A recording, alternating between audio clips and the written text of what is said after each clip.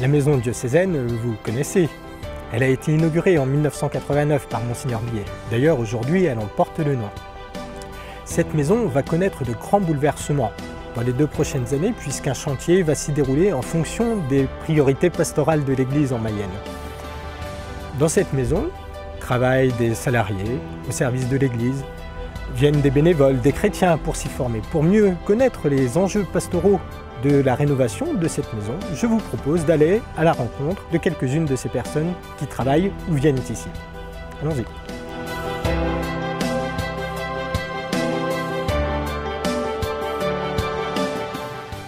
Alors, ma mission consiste avec les bénévoles, avec Cécile, d'accueillir les gens dans cette maison et d'être à leur écoute de leurs demandes, et puis de répondre le plus ajusté possible à leurs demandes.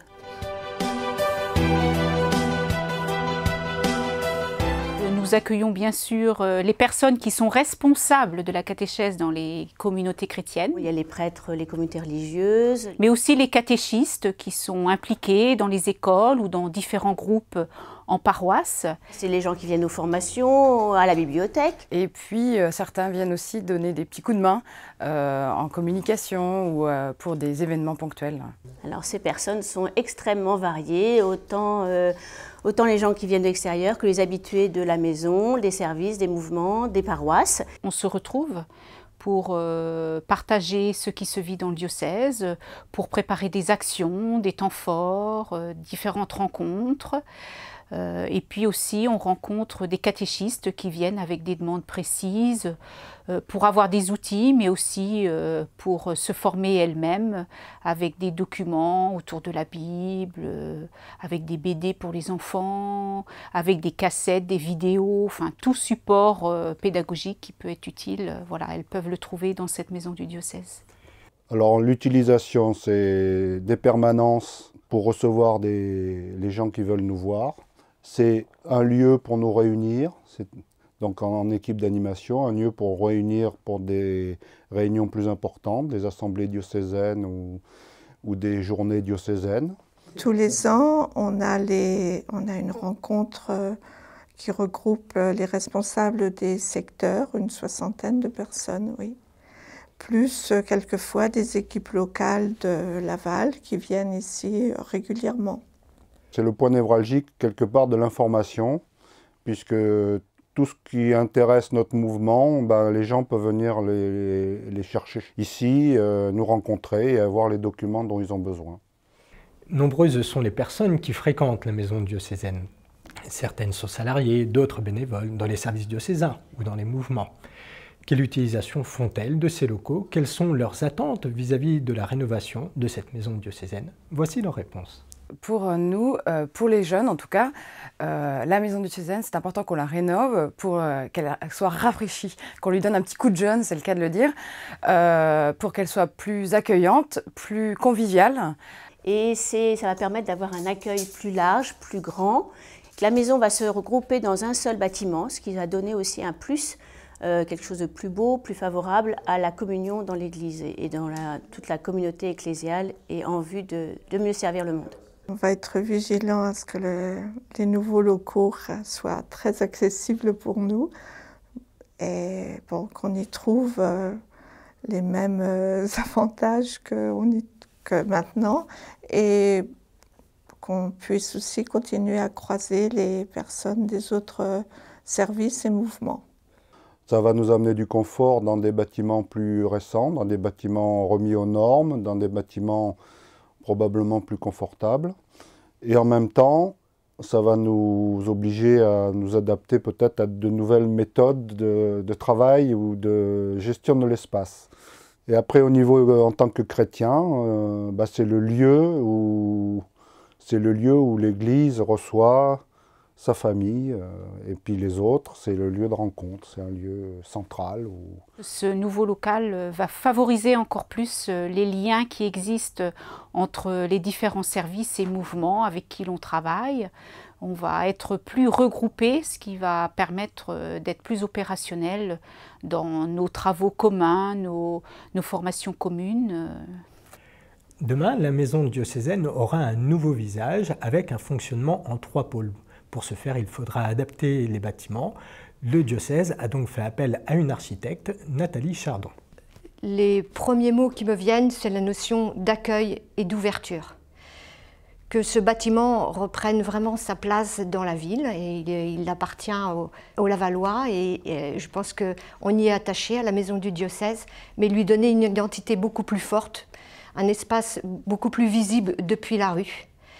Également une empreinte religieuse forte, c'est pour ça que nous avons fait le choix de redonner toute sa place à la chapelle, et qu'elle soit aussi au centre de la maison. Et également, sur le plan architectural, sur la façade principale, j'ai fait le choix d'y inscrire une croix en retrait du bardage qui va être en briques, symbole du rassemblement de la chrétienté. Donc pour moi, c'est un lieu habité spirituellement depuis de longues dates, et il doit avoir son empreinte religieuse. Bien évidemment, rénover de tels bâtiments en plein centre-ville de Laval a une incidence financière sur la vie du diocèse. Geoffroy Delaby, vous êtes économe diocésain. Comment allez-vous financer ce projet de rénovation? Pour financer, on va arbitrer avec un certain nombre d'immeubles qui sont la propriété de l'association diocésaine, dans lesquels sont logés des prêtres, des bâtiments qui nous servent moins et que nous allons essayer de vendre, d'une part.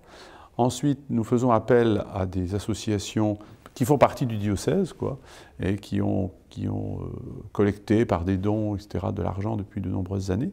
Et puis, bien sûr, que nous ferons appel aux chrétiens de Mayenne, et pourquoi pas d'ailleurs, pour nous aider à financer ce projet. 4 millions d'euros, en effet, c'est une belle somme pour le budget diocésain. C'est important. Ça n'est pensable, à mon sens, que si on parle bien de valorisation du patrimoine. Et si, comme je disais il y a quelques instants, ces bâtiments qui deviennent obsolètes, on les revalorise.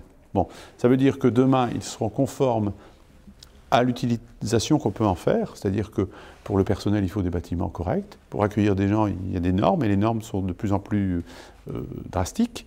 Mais en même temps, ça veut dire que notre bien, le bien diocésain, il est valorisé. C'est-à-dire qu'on peut imaginer que dans quelques années, on ait moins besoin de surface, etc.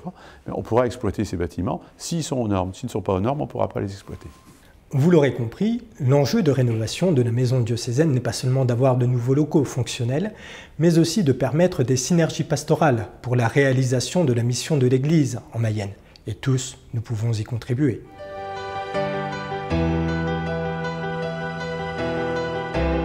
Cette maison qui maintenant date de 25 ans, qui a été voulue par Monseigneur Billet comme un outil absolument indispensable à l'évangélisation et à la formation permanente de tous ceux qui sont investis dans la pastorale, à quelque niveau que ce soit, qu'ils soient laïcs, qu'ils soient diacres, prêtres, religieux ou religieuses.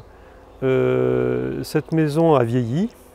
On peut même dire qu'elle est dans un état de vétusté avancée, en tout cas pour un certain nombre de ces locaux, qui n'ont vu aucun rajeunissement s'opérer depuis la date de la construction. Alors ça fait quand même maintenant une bonne dizaine d'années qu'on parle de rénover cette maison. Il est donc maintenant absolument indispensable de prendre la décision qui s'impose, d'autant que de nouvelles normes de réglementation vont entrer en vigueur dans le courant de l'année 2015, auquel forcément il faut s'ajuster.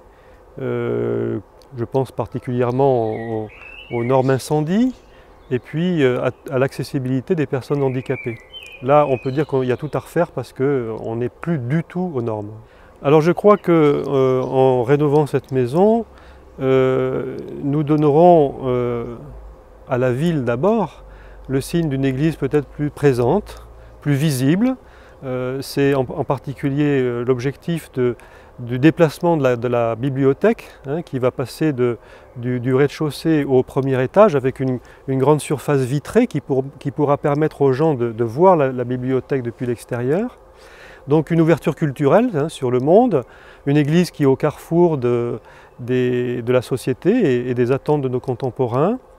Et puis, je dirais aussi une église qui qui se projette dans l'avenir, malgré les vicissitudes des temps, parce que c'est vrai qu'on est dans une période de crise économique, peut-être de crise de sens plus largement, et donc pouvoir accompagner un chantier comme celui-là, c'est donner à la ville et au département le visage d'une église qui vit dans l'espérance. Et je crois qu'aujourd'hui c'est très important parce que ce qui manque le plus à notre société d'aujourd'hui peut-être c'est justement l'espérance.